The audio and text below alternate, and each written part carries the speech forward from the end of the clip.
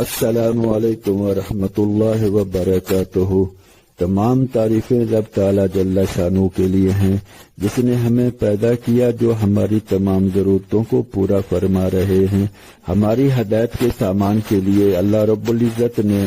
1,24,000 کے قریب پیغمبر بھیجے اور اپنے محبوب مکرم حضرت محمد رسول اللہ صلی اللہ علیہ وسلم کو سب سے آخر میں بھیجا اور اپنا دین اور اپنی رحمت کو مکمل کر دیا۔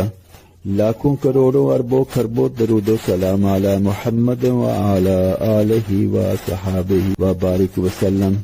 آج ہماری گفتگو کا موضوع ہے کسی کو تکلیف اور ایذا پہنچانے کی اسلام میں ممانعت۔ رب تعالی جل شانہ نے سورۃ الہمزہ کو شروع ہی یہاں سے فرمایا کہ ہر ایسے شخص کے لیے بڑی خرابی ہے جو عیب نکالنے والا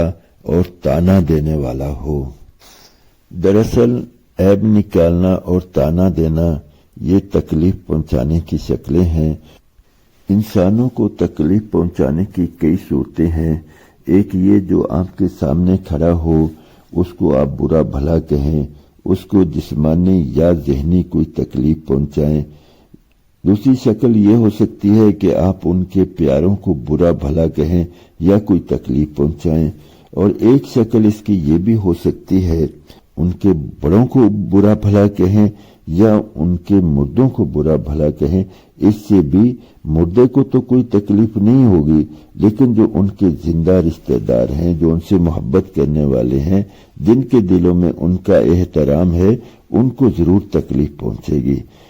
اس موضوع پر کہ جو اس دنیا سے جا چکے ہیں ان کو برا بھلا کہنے کے متعلق اسلام کی تعلیمات، اس کو آپ کے سامنے رکھنا چاہتا ہوں، کیونکہ زندوں کے بارے میں تو ہم بہت کچھ سنتے رہتے ہیں اور بہت کچھ ہمارے سامنے آتا رہتا ہے، لیکن جو ہمارے پیارے اس دنیا سے چلے گئے ان کو برا بھلا کہنے کے کتنے برے اثرات ہیں، اس کے لیے حدیث مبارکہ میں بہت ذخیرہ موجود ہے۔ ترمذی شریف حدیث نمبر 1982،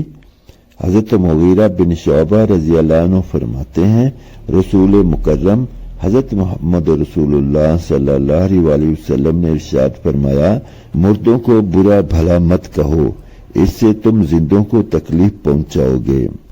اس کی تشریح میں علماء کرام نے لکھا ہے، مطلب اس کا یہ ہے کہ مرنے والے کو برا بھلا کہنے سے اس کے عزیزوں کو تکلیف ہوگی، اور جس کو برا بھلا کہا گیا اس سے کوئی نقصان نہیں ہوگا۔ اس کا معاملہ اللہ کے پاس ہے، اور اس کے ساتھ جو معاملہ ہونا تھا وہ اس کی شروعات ہو چکی ہیں، لہذا اس کو نہ تو کوئی فائدہ پہنچے گا اور نہ کوئی نقصان پہنچے گا، لہذا اس کے عزیزوں کو تکالیف اور پریشانیوں سے بچانا مقصود ہے۔ ابو داؤد شریف حدیث نمبر 4900، حضرت ابن عمر رضی اللہ عنہما روایت کرتے ہیں کہ نبی رحمت حضرت محمد رسول اللہ صلی اللہ علیہ وسلم نے ارشاد فرمایا، اپنے مسلمان مردوں کی خوبیاں بیان کیا کرو اور ان کی برائیاں نہ بیان کیا کرو۔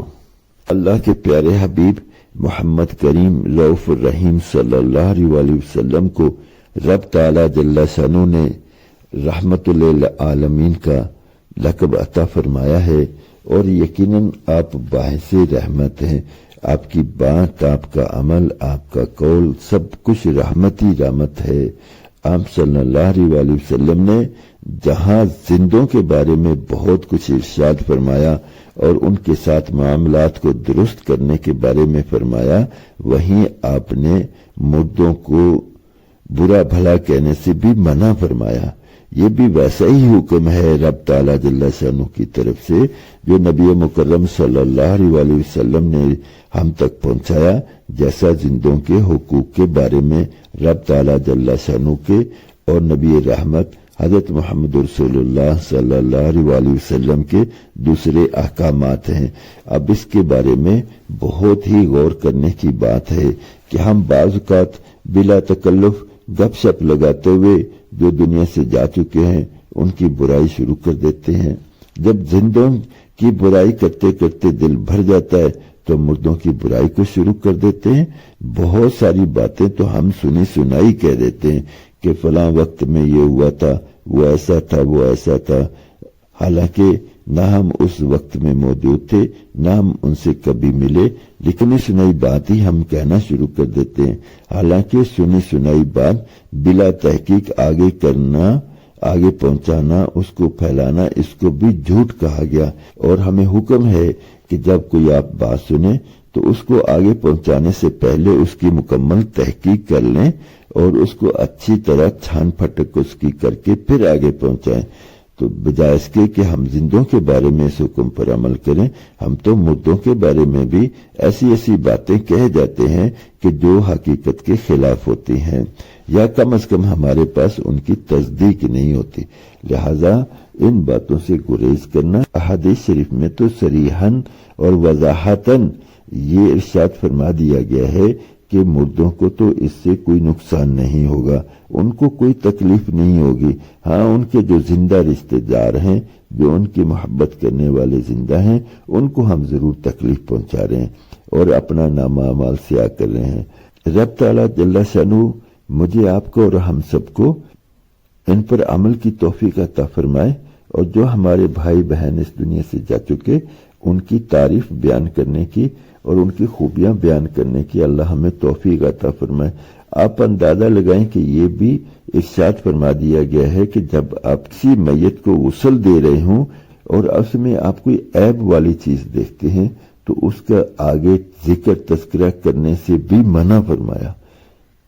کیونکہ نبی رحمت صلی اللہ علیہ وآلہ وسلم جو دین لے کے آئے وہ بھی سراسر بھلائی اور خیر خواہی اور رحمت ہے۔ تو جب یہ ایک حقیقتاً موجود عیب کے آگے بیان کرنے سے منع کر دیا گیا ہو